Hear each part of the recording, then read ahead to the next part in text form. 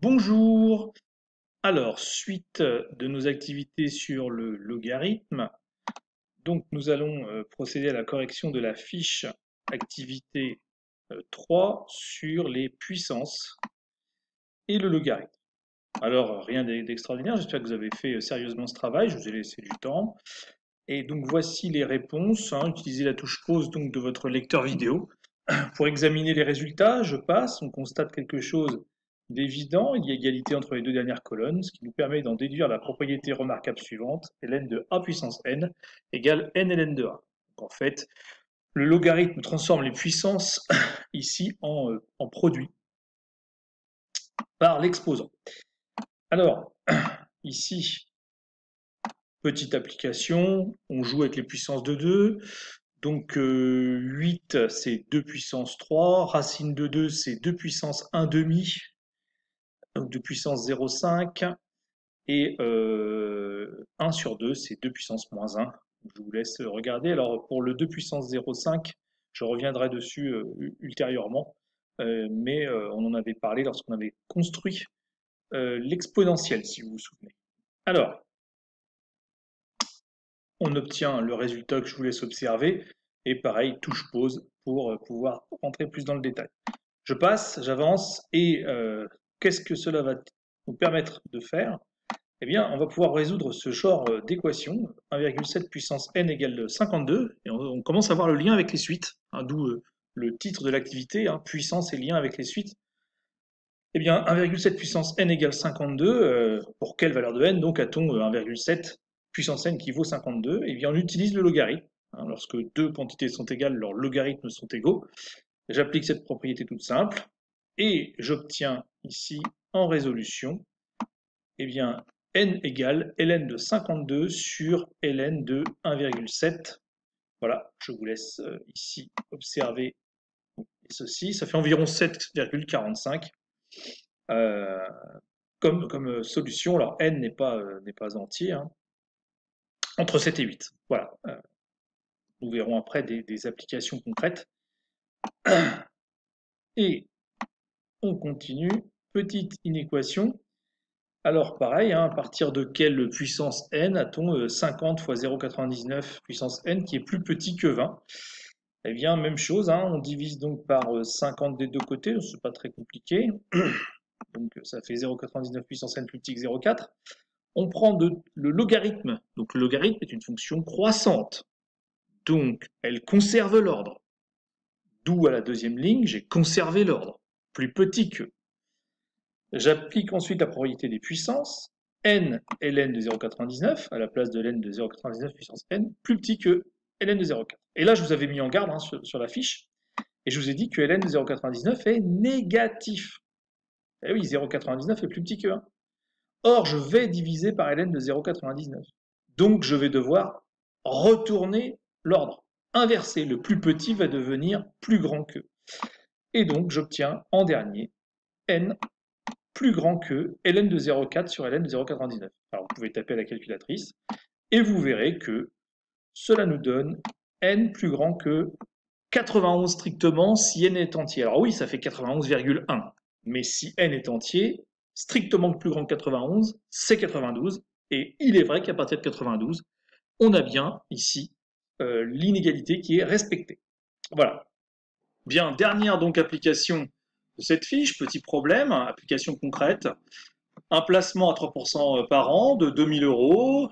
On a donc ici un capital au bout de n années de 2000 fois 1,03 puissance n, hein, on reconnaît une suite géométrique, d'où le lien avec les suites. Et donc, question, quand est-ce que ce capital aura atteint la somme de, ici, eh bien, 3250 euros? Alors, effectivement, ici, l'équation à résoudre est la suivante. Eh bien, 2000 fois 1,03 puissance n, ici, égale 3250. Alors, on divise par 2000 des deux côtés, on obtient 1,03 puissance n égale 1,625. Le logarithme des deux côtés, ici, je vous laisse observer, hein, et on obtient ici petit à petit donc les différentes égalités que vous pouvez observer ici en utilisant la touche pause. Hein, je ne reviens pas dessus, c'est la même chose qu'au-dessus, bien sûr. Donc voilà, c'est même plus simple qu'une inéquation.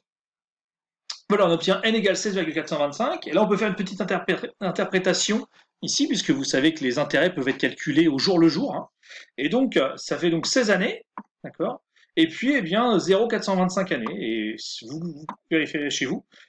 Ça fait donc, j'ai mis 23, n'importe quoi, je corrige, 16 années, 5 mois et 3 jours. Si on prend pour un mois, 30 jours. Voilà. Alors maintenant, le cours.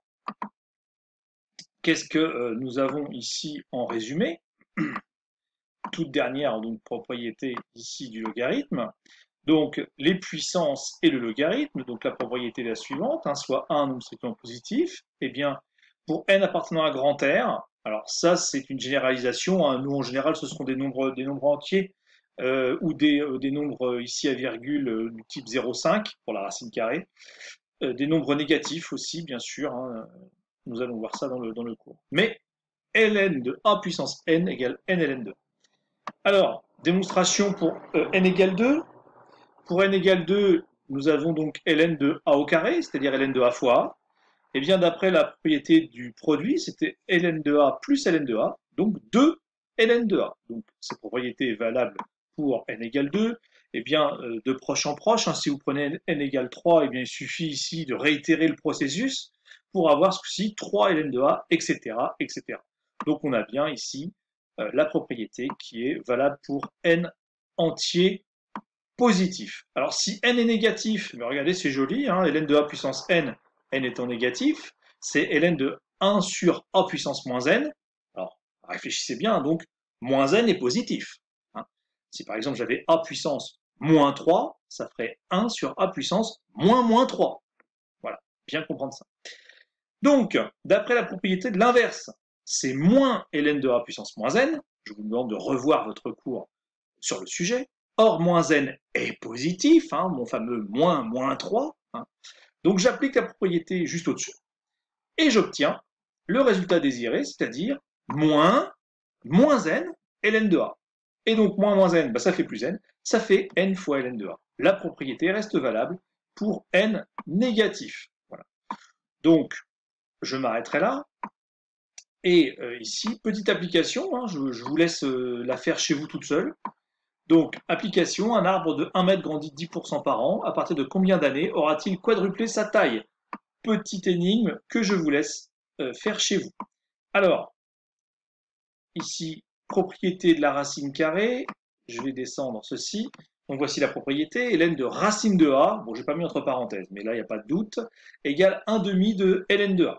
Donc, ça, ici, c'est pour montrer qu'il y a un lien entre la puissance 0,5 et la racine carrée. Hein. Alors, démonstration, c'est assez simple. Hein. A, c'est racine de A au carré. Voilà. Donc du coup, c'est 2 fois ln de racine de A. Propriété de la puissance 2, hein, d'accord, avec le logarithme. Du coup, donc on a ln de A qui est égal à 2 ln de racine de A. Je divise par 2. Donc ln de racine de A, c'est 1 demi de ln de A. Voilà, je vous laisse méditer là-dessus. Et donc, pareil, petite application que je vous laisse chez vous à faire. Hein. Donc, simplifier l'expression suivante avec un seul ln. Donc, voilà ici le calcul, comme vous avez dû faire sur la fiche. Je vous laisse chercher, réponse dans quelques jours. Je vais aussi vous envoyer sur le site de partage du lycée donc une application type bac avec justement cette propriété qui va être très utile. C'est souvent une question vers la fin. Je n'en dis pas plus.